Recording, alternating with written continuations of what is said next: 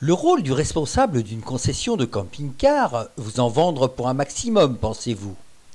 Eh bien, pour Norbert, responsable de Seven Caravane, à Cardé dans le Gard, la notion de son métier passe aussi et surtout par le service qu'une concession peut apporter à ses clients.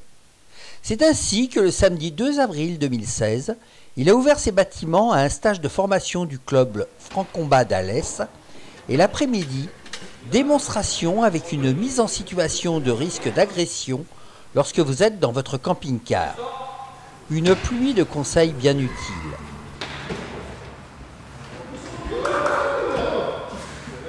Ils sont en train de se casser la couille là-haut. Qu'est-ce qu'il y a ça que tu vas me voir? Moi je passe, tu ouvres la porte, moi je passe. Mais quoi? Moi je passe, je passe, tu ouvres la porte, ça fait quoi là? Non, mais qu'est-ce que tu cherches là-haut? Tu veux là-haut? Stop! C'est bon?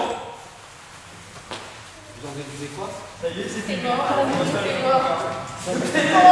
s'est fait défoncer. Il s'est fait défoncer. On évite de casser le matériel s'il vous plaît. Merci. Parce qu'il ne va pas être d'accord.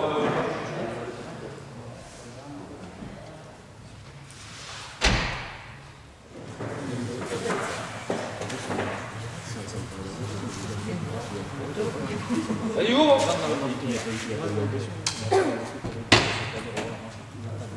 Oh, il y a quelqu'un? Faites gaffe là. Ah, je vais désolé pour la femme. Ah, bien désolé. Oh, Il n'y a pas de mal. il n'y a pas de mal, si, il m'avait fait mal, regardez là. C'est quoi cette Là, histoire? c'est pas grand-chose. C'est pas grand chose. Voilà, attendez, mais vous descendez, on fait un concert là, parce que là, je fais mal au poignet. J'ai pas fini ma sieste. Mais ça, je m'en fiche, moi. C'est pas le machin. Non, non, mais vous descendez là, vous descendez. Vous descendez.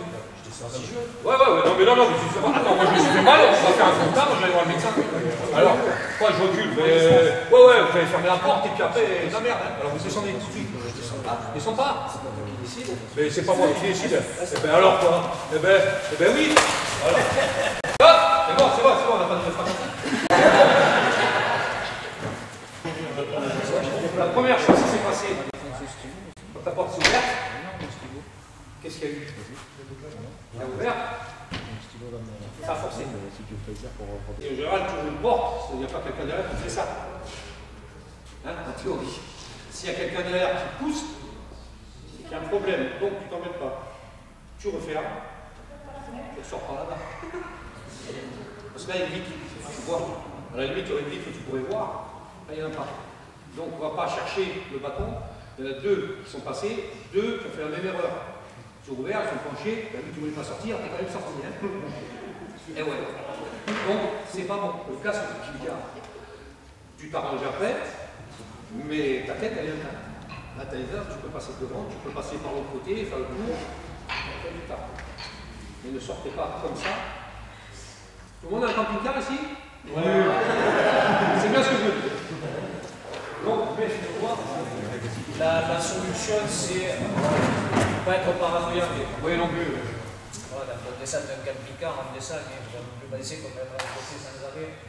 Mais en étant enlevé, on a toujours une vision externe. Quand on est à l'intérieur, il faut qu'on regarde ce qui se passe devant. Comme ça, on a moins de surprises. Quand on descend, quand on va vidager, quand on va ouvrir une trappe, si je suis ici, que j'ouvre la trappe, lui il est derrière moi, si je ne l'ai pas vu, ça ne veut pas dire qu'il va m'agresser, hein. Ça n'arrive pas tous les jours.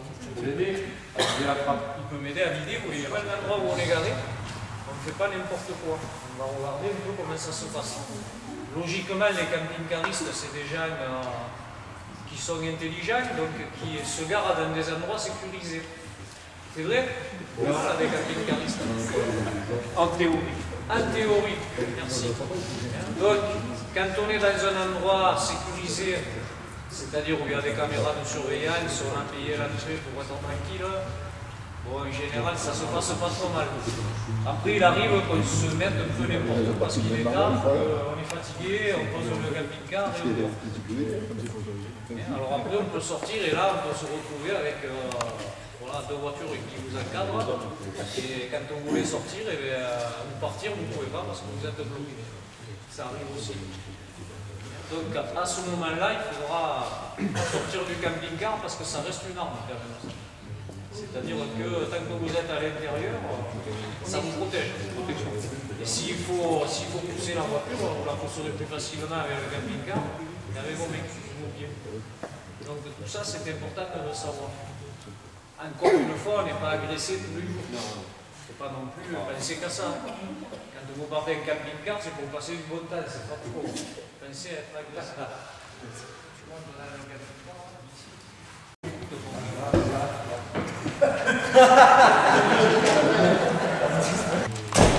Norbert, on a le droit de la miner ou pas? Petit joueur. C'est ça.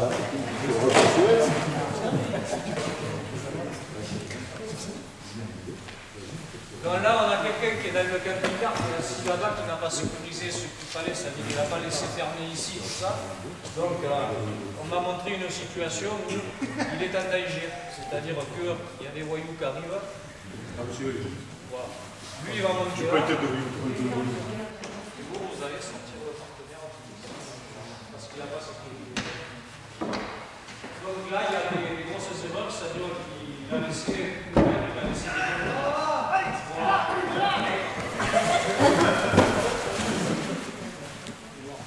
et là, il peut le modifier.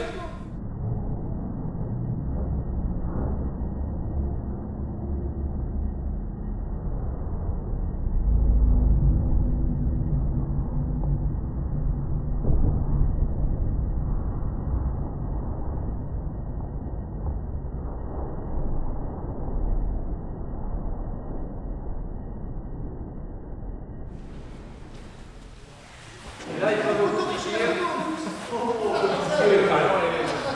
La victime. Et la capuche.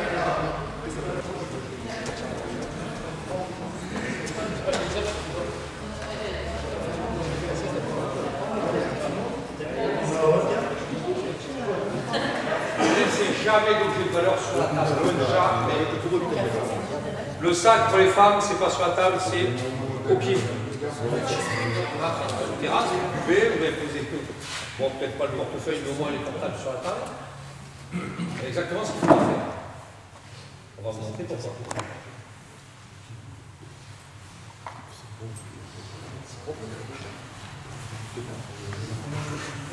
Ouais, c'est super.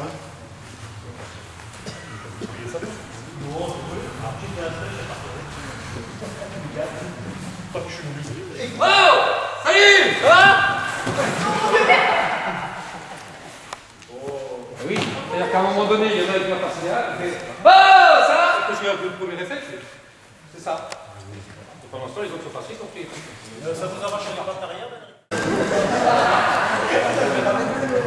C'est bien de retour.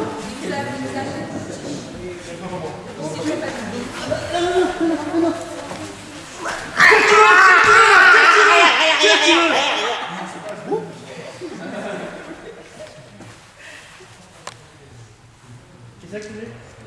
C'est pas bien? Donc je me suis défendu avec un stylo en fait. C'était pour montrer, Alain m'a demandé de me défendre avec un stylo pour montrer que ça peut être une arme. En fait, je l'ai enfoncé ici là. Bon, là je l'ai pas enfoncé, il n'a pas vraiment enfoncé.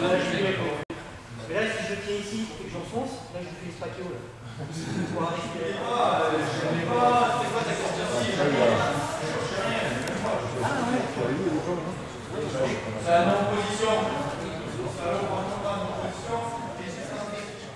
Chaque participant est reparti avec son brevet de stage. Pour ceux qui seraient intéressés, une autre session se tiendra en novembre. Il y a bientôt un mardi? Non? Un mardi, oui. Oui, non, mais c'est bien, déjà c'est beaucoup. Oui, mais ça fait quelque chose.